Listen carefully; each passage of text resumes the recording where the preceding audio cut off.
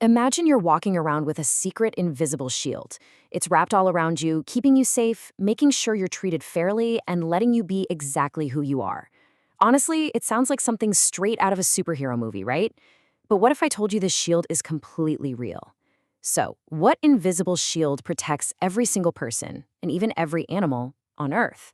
Grab your explorer hats because today we're going to solve this big mystery together.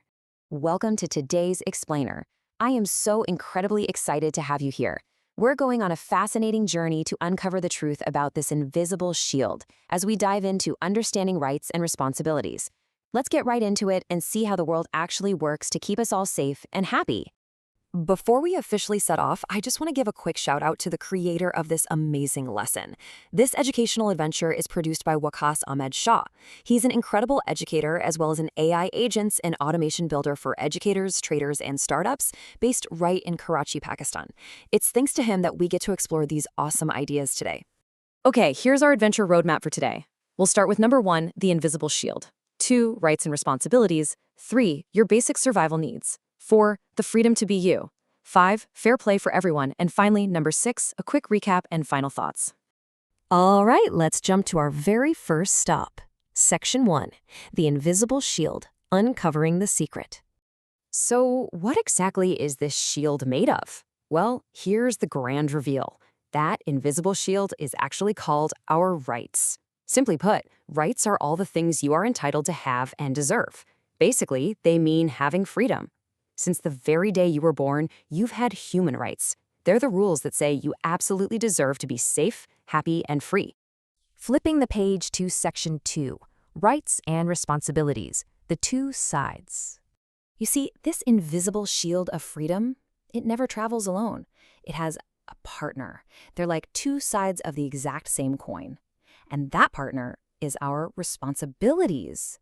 Responsibilities are simply your duties, or the things you're supposed to do. Think about it like being at home or in your classroom. You have the right to a safe, fun place to play, right? But you also have the responsibility to clean up your toys when you're done, or to follow the rules your teacher sets. So with great rights come great responsibilities. It's really all about balancing these two things out. On one side, we've got our rights, which are freedoms you deserve by law. On the other side, we have responsibilities, which are the duties you're supposed to do. And here's a super fun fact for you. Everyone in the whole world has certain rights by law, and that literally includes animals. Yeah, even the local birds and stray cats have rights.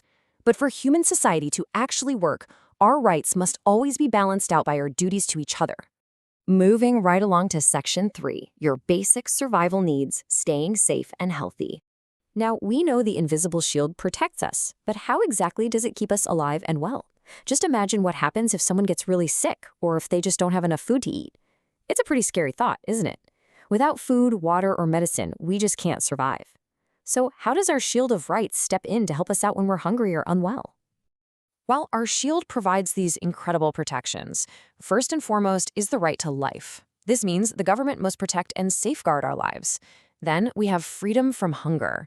It's actually the responsibility of the state to look after hungry people and make sure absolutely no one is deprived of food. And finally, the right for good health and well-being. This one is amazing.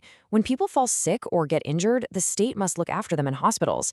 Medicine and healthcare should be provided completely free of cost. Plus, the government has the duty to provide clean water and sanitation to all citizens because, well, that's just so incredibly important for our overall health. Now, you might be wondering, why does the year 1948 matter? Well, that very first right we just talked about, the right to life, is found in all religions and every single country. But it was first emphasized globally in a very famous document called the Universal Declaration of Human Rights, way back in the year 1948. That was a massive, game-changing moment in history for our invisible shields. Okay, let's head to Section 4, the freedom to be you, your mind and voice. This part of our journey is all about your mind, your voice, and the rights that let you be your wonderfully unique self. Think about this for a second. Are you allowed to disagree with the rules? Is it okay to speak up in class or to have completely different beliefs from the kids sitting right next to you? Sometimes we might feel like we just have to agree with everyone else to fit in. But what do our rights actually have to say about this? The answer is a massive, resounding yes.